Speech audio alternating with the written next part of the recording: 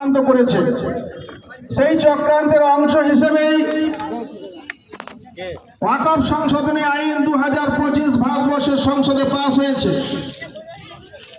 বন্ধুগণ, আপনারা জানেন এই সরকার ইতিপূর্বে গোটা পৃথিবীতে জুমলাবাজ সরকার হিসেবে পরিচিতি লাভ করেছে। তাদের এই অভিধা দেওয়া হলো কেন না, তারা কখনোই খারাপ কাজকে খারাপ কাজ বলে করে না, তারা সব খারাপ কাজ ভালো নাম দিয়েই করে।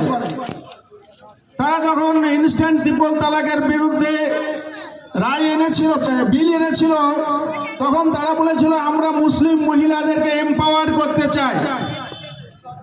এখন মুসলমানদের মসজিদ, মাদ্রাসা, ঈদগাহ, কবরস্থান লুটের জন্য যে ওয়াকফ সংশোধনী আইন এনেছে, তারা তাতে বলছে যে আমরা এটা মুসলমানদের ওয়াকফ সম্পত্তি যাতে সুচারুভাবে পরিচালিত হয়, গরিব অসহায় মুসলমানদের কাজে যাতে ওয়াকফ সম্পত্তি কাজে লাগে, সেই জন্য আমরা এই আইন এনেছি।